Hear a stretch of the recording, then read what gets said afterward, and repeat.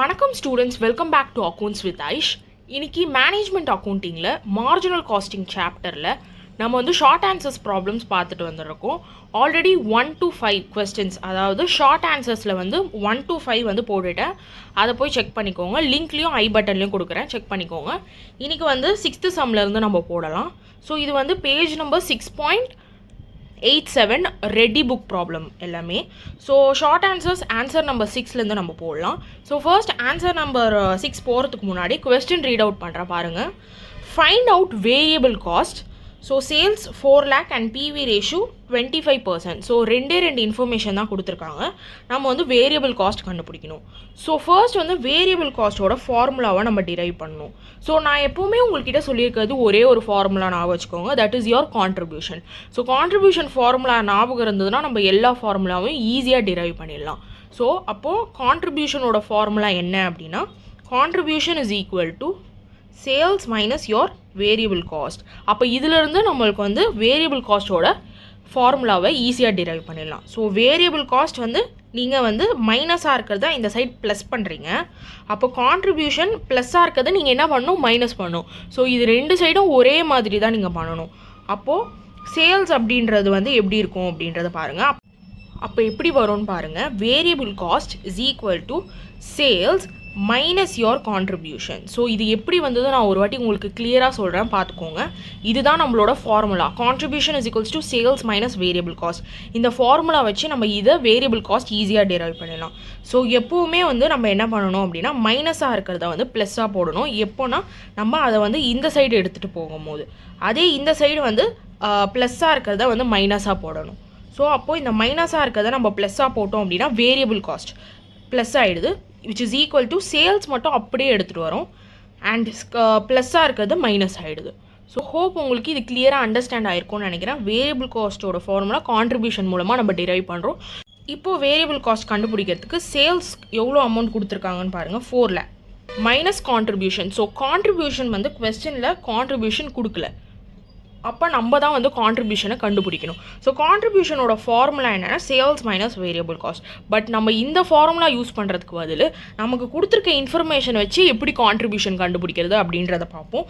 So PV ratio தான் வந்து நம்மளுக்கு வந்து என்ன பண்ணியிருக்காங்க அப்படின்னா கொடுத்துருக்காங்க. அப்போ இதை வச்சு நம்ம எப்படி கான்ட்ரிபியூஷன் கண்டுபிடிக்கலாம் அப்படின்னா, பிவி ரேஷியோட ஃபார்முலா நம்மளுக்கு தெரியும். ஸோ பிவி ரேஷியோட ஃபார்முலா என்ன அப்படின்னா, கான்ட்ரிபியூஷன் பை சேல்ஸ். இதுதான் நம்மளோட பிவி ரேஷியோட ஃபார்முலா. ஸோ இதில் வந்து என்ன பண்ணியிருக்காங்க அப்படின்னா, பிவி ரேஷியோ கொடுத்துட்டாங்க, சேல்ஸ் ஆல்ரெடி நம்மளுக்கு கொடுத்துட்டாங்க. அப்போ நம்ம கான்ட்ரிபியூஷன் ஈஸியாக கண்டுபிடிச்சிடலாம். ஸோ அப்போ பிவி ரேஷியோ வந்து 25%, which is equal to contribution divided by sales 4 lakh. அப்போது நம்ம வந்து இப்படி போடணும். அப்போது 4 lakhல வந்து contribution which is equals to 4 lakh into 25% போட்டோம் அப்படின்னா நம்மளுக்கு கான்ட்ரிபியூஷனோட அமௌண்ட் கிடச்சிரும். ஏன்னா 1 lakh தான் ஆன்சர். அப்போது கான்ட்ரிபியூஷன் நம்ம எப்படி கண்டுபிடிச்சோன்னு உங்களுக்கு புரியும்னு நினைக்கிறேன். Which is 4 lakh into 25%, we will be getting 1 lakh as the contribution answer. So இப்போ இந்த 1 lakh வந்து நம்ம எடுத்து இங்கே போடணும். 4 lakh minus 1 lakh we will be getting rupees 3 lakh as the answer. So நம்ம வேரியபிள் காஸ்ட்டோட ஆன்சர் நம்ம வந்து கண்டுபிடிச்சிட்டோம். ஸோ ரொம்ப சிம்பிள். நம்ம கான்ட்ரிபியூஷன் ஃபார்முலா நம்மளுக்கு தெரியும், அதை வச்சு நம்ம வேரியபிள் காஸ்ட் ஃபார்முலா டிரைவ் பண்ணுறோம். அந்த ஃபார்முலா வச்சு நம்ம போடணும் அப்படின்னா நம்மளுக்கு கான்ட்ரிபியூஷன் வேணும். அதுக்கு நம்ம வந்து கொடுத்துருக்க இன்ஃபர்மேஷன் பிவி ரேஷியோ அதுதான் கொடுத்துருக்காங்க, அதை வச்சு நம்ம என்ன பண்ணுறோம் அப்படின்னா நம்ம போடுறோம் கான்ட்ரிபியூஷன். அதாவது பிவி ரேஷியோ கொடுத்துருக்காங்க, பர்சன்டேஜ்லேயே கொடுத்துருக்கிறதுனால நம்ம வந்து 4 lakh இன்டூ 25%ல் போட்டுடுறோம். ஸோ அப்போ நம்மளுக்கு rupees 1 lakh தான் ஆன்சர். அந்த 1 lakh நம்ம எடுத்து இங்கே கான்ட்ரிபியூஷனாக நம்ம இங்கே போடுறோம். 4 lakh minus 1 lakh we will be getting rupees 3 lakh as the answer. So இப்போ அடுத்தது 7th கொஸ்டின் பாருங்கள். Sales variable cost and loss கொடுத்துருக்காங்க. நம்மளை வந்து ஃபிக்ஸ்டு காஸ்ட் கண்டுபிடிக்க சொல்லியிருக்காங்க. ஸோ ஆப்வியஸ்லி நம்ம ஃபிக்ஸ்டு காஸ்ட்டோட ஃபார்முலா எழுதணும். ஸோ இங்கேயும் அகெயின் நம்மளுக்கு தெரிஞ்சிக்க வேண்டியது ஒரே ஒரு ஃபார்முலா, தட் இஸ் கான்ட்ரிபியூஷனோட ஃபார்முலா. ஸோ கான்ட்ரிபியூஷன் ஃபார்முலானா contribution is equal to fixed cost. So கான்ட்ரிபியூஷனோட ஃபார்முலா என்ன அப்படின்னு பாருங்கள். Contribution is equals to fixed cost plus profit. இதுதான் வந்து கான்ட்ரிபியூஷனோட ஃபார்முலா. ஃபிக்ஸ்டு காஸ்ட் நம்ம இங்கே அப்படியே எடுத்துகிட்டு வரோம் ப்ளஸ் சிம்பிளில், கான்ட்ரிபியூஷனும் அப்படியே போகும், இந்த ப்ராஃபிட் மட்டும் மைனஸாக போகும். அப்போ contribution minus your profit. So உங்களுக்கு இது எப்படி வந்ததுன்னு புரியுதா? ஸோ ஃபர்ஸ்ட் கான்ட்ரிபியூஷனோட formula fixed cost plus profit. Contribution வந்து நம்ம வந்து ப்ளஸில் இருக்குது, அப்போது அந்த வந்து நம்ம அப்படியே எடுத்துகிட்டு வரோம் இங்கே. ஓகேவா? ஸோ ஃபிக்ஸ்டு காஸ்ட் வந்து ப்ளஸில் இருக்குது, அப்படியே எடுத்துகிட்டு வரோம். இந்த ப்ராஃபிட்டை மட்டும் மைனஸ் பண்ணுறோம். அப்போ நம்மளுக்கு எப்படி வருது? ஸோ இந்த ஃபார்முலா எப்படி டிரைவ் பண்ணுறாங்க அப்படின்றத நான் ஒரு ஈஸியான வேலை சொல்கிறேன் உங்களுக்கு. ஸோ ஃபர்ஸ்ட் வந்து நம்ம இங்கே எப்படி டிரைவ் பண்ணோன்னா வேரியபிள் காஸ்ட் டிரைவ் பண்ணோம். அப்போ இங்கே டிரைவ் பண்ணும்போது நம்ம என்ன பண்ணோம் அப்படின்னா, இதுதான் நம்ம ஃபார்முலா எடுத்தோம். கான்ட்ரிபியூஷனோட formula is equals to sales minus variable cost. இதுதான் நம்ம ஃபார்முலா எடுத்தோம். இப்போ நம்மளை வந்து கொஸ்டினில் வேரியபிள் காஸ்ட் கண்டுபிடிக்க சொல்லியிருக்காங்க. இந்த மைனஸாக இருக்கிறத ப்ளஸ் போடுறோம். ஸோ அதே மாதிரி ஒரு ஃபார்மேட்டை தான் நம்ம இந்த கான்ட்ரிபியூஷனுக்கும் எடுத்துகிட்டு போகிறோம். ஸோ இங்கேருந்து நம்ம என்ன எடுத்துகிட்டு போகிறோமோ அதே ஃபார்மேட் தான் இங்கே இருக்கிறதுக்கும் நம்ம யூஸ் பண்ணுவோம்.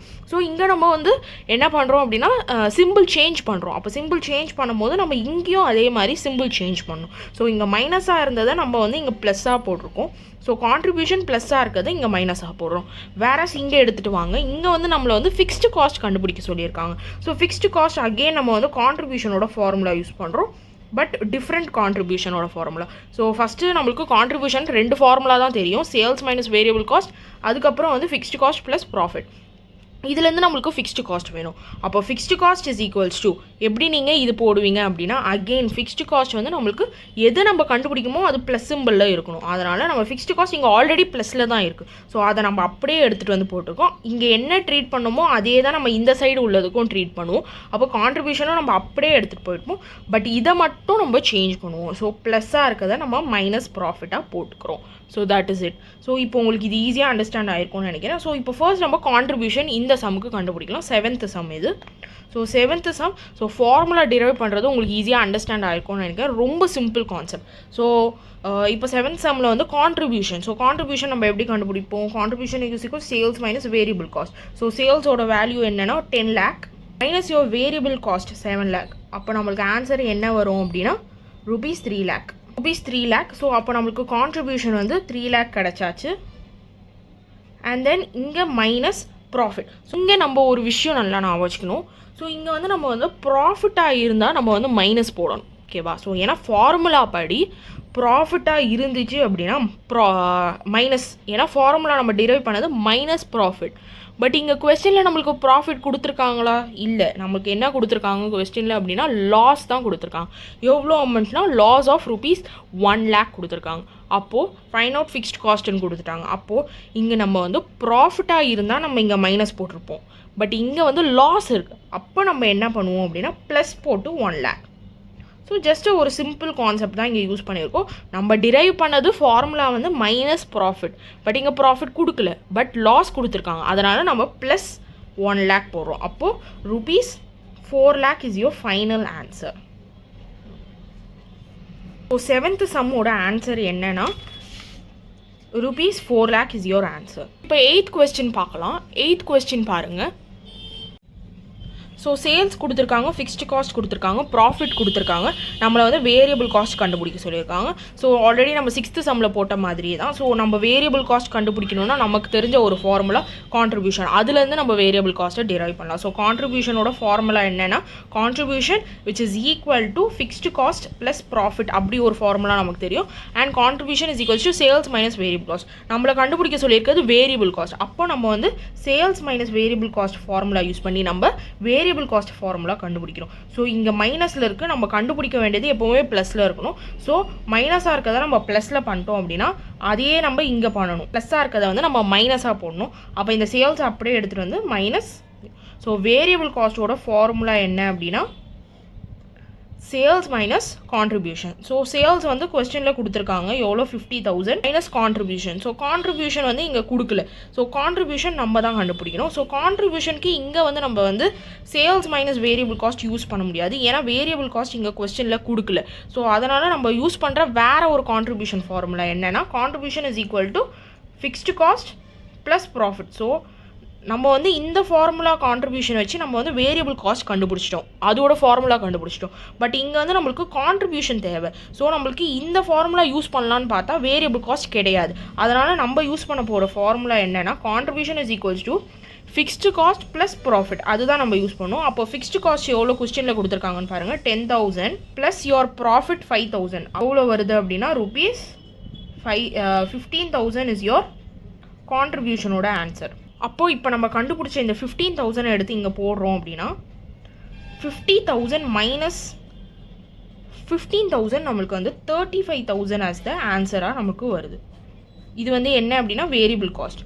ஸோ இந்த சம்மில் நம்ம யூஸ் பண்ண கான்ட்ரிபியூஷன் ஃபார்முலா என்ன அப்படின்னா ஃபிக்ஸ்டு காஸ்ட் ப்ளஸ் ப்ராஃபிட். அதை வச்சு தான் நம்ம வந்து கான்ட்ரிபியூஷன் கண்டுபிடிச்சிருக்கோம். அண்ட் தென் அந்த கான்ட்ரிபியூஷனை நம்ம வந்து வேரியபிள் காஸ்ட்டோட ஃபார்முலா சேல்ஸ் மைனஸ் கான்ட்ரிபியூஷன் அந்த ஃபார்முலாவில் நம்ம அப்ளை பண்ணியிருக்கோம். வேரியபிள் காஸ்ட்டோட ஆன்சர் என்ன அப்படின்னா 35,000. ஸோ இப்போ வாங்க நம்ம 9th சம் போகலாம். 9th சம் பாருங்கள். From the following find profit. So profit கண்டுபிடிக்க சொல்லியிருக்காங்க. ஸோ இப்போ இங்கே இந்த கொஸ்டினில் என்னென்ன கொடுத்துருக்காங்க அப்படின்னு பார்த்தீங்கன்னா fixed cost, variable cost, per யூனிட்டில் 2 கொடுத்துருக்காங்க. That is variable cost as well as selling price per unit. அப்போது நம்ம எப்படி வந்து கண்டுபிடிக்கணும் அப்படின்னா சேல்ஸ், அதாவது அவுட்புட் லெவல் 1,50,000 யூனிட்ஸ்ன்னு கொடுத்துருக்காங்க. ஸோ 9th கொஸ்டினோட ஆன்சர் நம்ம போகலாம். ஸோ நம்மளை கண்டுபிடிக்க சொல்லியிருக்கிறது ப்ராஃபிட். ஸோ ப்ராஃபிட்டோட ஃபார்முலா நம்ம எப்படி டிரைவ் பண்ணோம், கான்ட்ரிபியூஷனோட ஃபார்முலா வச்சு contribution is equals to fixed cost plus profit. So இந்த ஃபார்முலா வச்சு நீங்கள் ப்ராஃபிட்டோடது டிரைவ் பண்ணலாம். அப்போ profit which is equal to contribution இருக்கா, so contribution minus your fixed cost. So இதுதான் வந்து நம்மளோட ஃபார்முலா. ஸோ எப்படி வந்து கான்ட்ரிபியூஷன் ஃபார்முலா வச்சு ப்ராஃபிட் டிரைவ் பண்ணணும் தெரிஞ்சிருக்கும்னு நினைக்கிறேன். கான்ட்ரிபியூஷன் நம்மளுக்கு வேணும், ஏன்னா கான்ட்ரிபியூஷன் இங்கே இல்லை. ஸோ கான்ட்ரிபியூஷன் நம்ம இங்கே போடலாம். ஸோ கொஞ்சம் இங்கே ஸ்பேஸ் விட்டுட்டு கான்ட்ரிபியூஷன் இஸ் ஈக்குவல் டு நம்ம selling price per unit, selling price per unit minus your variable cost per unit. So இது வந்து ரெண்டுமே வந்து பர் யூனிட் வேல்யூ, ஓகேவா? ஏன்னா இங்கே வந்து கொஸ்டினில் கொடுத்துருக்கிறது பர் யூனிட். ஸோ நம்ம எப்போவுமே போடுவோம் பார்த்தீங்களா, contribution is equals to sales minus variable cost, அந்த ஃபார்மேட் தான். பட் இங்கே ஒரு ஸ்மால் சேஞ்ச் என்னென்னா பர் யூனிட்டில், ஓகேவா? பர் யூனிட்டில் இன் யூனிட்ஸ்ன்னு போட்டுக்கோங்க. ஸோ இன் யூனிட்ஸில் வந்து நம்ம என்ன பண்ணியிருக்கோம்னா இங்கே கேல்குலேட் பண்ண போகிறோம் சேல்ஸ் மைனஸ் வேரியபிள் காஸ்ட். அப்போது 15 தான் sales. So 15 minus your variable cost வந்து 10. அப்போது நம்ம பண்ணோம் அப்படின்னா நம்மளுக்கு வந்து 5 கிடைக்கும். 5. அப்போ இதை வந்து நம்ம இங்கே டேரெக்டாக போட முடியுமா?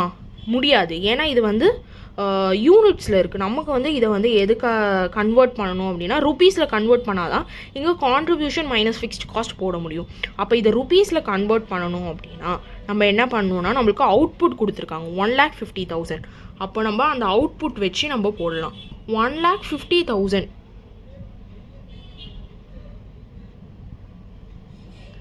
இன்ட்டு 5 நம்ம போட்டோம் அப்படின்னா நம்மளோட கான்ட்ரிபியூஷன் நம்மளுக்கு கிடச்சிரும் விச் இஸ் 7,50,000. ஸோ நம்ம இதை எப்படி போடுறோன்னு பாருங்கள். கான்ட்ரிபியூஷன் நம்ம கண்டுபிடிக்கிறதுக்கு இது யூனிட்ஸில் இருக்குது. அப்போ நம்மளுக்கு அவுட்புட் கொடுத்துருக்காங்க. அந்த அவுட்புட்டை வந்து நம்ம என்ன பண்ணுறோம் அப்படின்னா இங்கே யூஸ் பண்ணுறோம். 1,50,000 அவுட்புட் கொடுத்துருக்காங்க. அதை வந்து நம்ம இதில் இன்டூ பண்ணோம் அப்படின்னா நமக்கு ருபீஸில் வேல்யூ கிடச்சிரும். ஸோ இப்போ ருபீஸில் கான்ட்ரிபியூஷன் கிடச்சாச்சு. கான்ட்ரிபியூஷன் கிடச்சோடனே நம்ம என்ன பண்ணுவோம் அப்படின்னா ப்ராஃபிட் இஸ் ஈக்குவல்ஸ் டு நம்மள ப்ராஃபிட் கண்டுபிடிக்க சொல்லியிருக்காங்க. கான்ட்ரிபியூஷன் 7,50,000 நம்ம எடுத்துப்போம். மைனஸ் யுவர் ஃபிக்ஸ்டு காஸ்ட் கொஸ்டின்லேயே கொடுத்துருக்காங்க 5 lakh அப்படின்றது. So 7,50,000 minus 5 lakh rupees 2,50,000 is your answer. So இதுதான் வந்து ஆன்சர். ஸோ உங்களுக்கு கிளியராக அண்டர்ஸ்டாண்ட் ஆகிருக்கோம்னு நினைக்கிறேன் 9th கொஸ்டின். ஸோ இப்போ லாஸ்ட்டாக நம்ம பார்க்க போகிறது 10th கொஸ்டின் இந்த வீடியோவில். ஸோ ஃபிக்ஸ்டு காஸ்ட் கொடுத்துருக்காங்க, ப்ராஃபிட் கொடுத்துருக்காங்க, பிஇபி கொடுத்துருக்காங்க, find actual sales. So sales எப்படி கண்டுபிடிக்கிறது அப்படின்றத நம்ம இப்போ பார்ப்போம். இப்போ இந்த கொஸ்டினில் வந்து நம்மளை ஆக்சுவல் சேல்ஸ் கண்டுபிடிக்க சொல்லியிருக்காங்க. நம்ம சேல்ஸ் கண்டுபிடிக்கணும். அப்போ ஃபர்ஸ்ட் வந்து நம்ம இதில் வந்து சேல்ஸ் கண்டுபிடிக்கணும் அப்படின்னா நமக்கு வந்து சேல்ஸுக்குன்னு ஒரு ஃபார்முலா இருக்கான்னு கேட்டால் ரிக்வயர்டு சேல்ஸ் நம்ம கண்டுபிடிப்போம். பட் இது வந்து ரிக்வயர்ட் சேல்ஸ் கிடையாது. இது வந்து எப்படி நம்ம கண்டுபிடிக்கிறோம் அப்படின்னா வேறு மெத்தடில் கண்டுபிடிக்கிறோம். ஸோ அது எப்படி அப்படின்றத நம்ம இங்கே ஃபஸ்ட்டு பார்ப்போம். ஸோ ஃபர்ஸ்ட்டு நம்ம என்ன பண்ணுப்போம் அப்படின்னா கான்ட்ரிபியூஷன் கண்டுபிடிச்சிருவோம். So contribution is equals to fixed cost plus profit. ஏன்னா இங்கே ஃபிக்ஸ்டு காஸ்ட்டும் கொடுத்துருக்காங்க, ப்ராஃபிட்டும் கொடுத்துருக்காங்க. அது ரெண்டுத்தையும் நம்ம ஃபஸ்ட்டு கண்டுபிடிச்சி போட்டுப்போம். So fixed cost plus profit ஒரு 2,000. அப்போது கான்ட்ரிபியூஷனோட இது என்னென்னா 10,000. ஸோ 10,000 தான் வந்து கான்ட்ரிபியூஷன். ஸோ கான்ட்ரிபியூஷன் நம்ம கண்டுபிடிச்சாச்சு. அடுத்தது நம்மளால் வேறு என்ன ஸோ நீங்கள் வந்து ஒரு கொஸ்டின் பார்த்தோன்னே நம்மளுக்கு வந்து என்ன போடணும் அப்படின்னு தெரில அப்படின்னா கொடுத்துருக்க இன்ஃபர்மேஷன்ஸை பாருங்கள். இன்ஃபர்மேஷன்ஸை பார்த்துட்டு ஃபிக்ஸ்டு காஸ்ட் ப்ராஃபிட் இருக்கா, அப்போ நம்மளால் கான்ட்ரிபியூஷன் கண்டுபிடிக்கும். ஸோ அதை கண்டுபிடிச்சி ஃபஸ்ட்டு போட்டுருங்க. அடுத்தது பிஇபி கொடுத்துருக்காங்க. ஸோ பிஇபி அப்படின்னா நம்மளுக்கு வந்து இங்கே வந்து பிஇபி இன் ருபீஸோட ஃபார்முலா நம்ம யூஸ் பண்ணலாம். So BEP in rupees formula என்ன அப்படின்னா fixed cost divided by your PV ratio. So இதுதான் வந்து பிஇபி இன் ருபீஸோட ஃபார்முலா. ஸோ பிஇபி கொடுத்துருக்கிறதுனால நம்ம இந்த ஃபார்முலா யூஸ் பண்ணி நம்ம என்ன பண்ணலாம் அப்படின்னா பிவி ரேஷியோவை வந்து நம்ம கண்டுபிடிக்கலாம். ஏன்னா பிஇபி வந்து இங்கே வந்து கொஸ்டினில் 40,000 கொடுத்துருக்காங்க. அதே மாதிரி ஃபிக்ஸ்டு காஸ்ட் கொஸ்டினில் பாருங்கள் 8,000 கொடுத்துருக்காங்க. அப்போது நம்ம பிவி ரேஷியோ எப்படி கண்டுபிடிக்கலாம் அப்படின்றத பார்ப்போம். ஸோ அப்போது பிவி ரேஷியோ நீங்கள் எப்படி கண்டுபிடிப்பீங்க?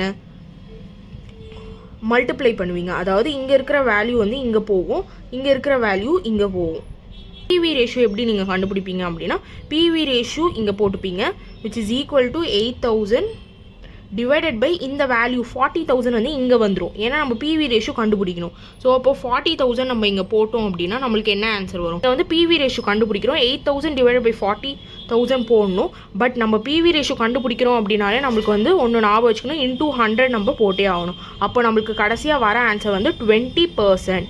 இதுதான் வந்து உங்களோட பிவி ரேஷியோட ஆன்சர். ஸோ இப்போ நம்ம கண்டுபிடிச்சது என்னென்ன அப்படின்னு பாருங்கள். கான்ட்ரிபியூஷன் கண்டுபிடிச்சிருக்கோம், அதுக்கப்புறம் பிவி ரேஷியோ கண்டுபிடிச்சிருக்கோம். எப்படின்னா பிஇபி அமௌண்ட்டை வச்சு as well as fixed cost வச்சு நம்ம பிவி ரேஷியோ கண்டுபிடிச்சாச்சு.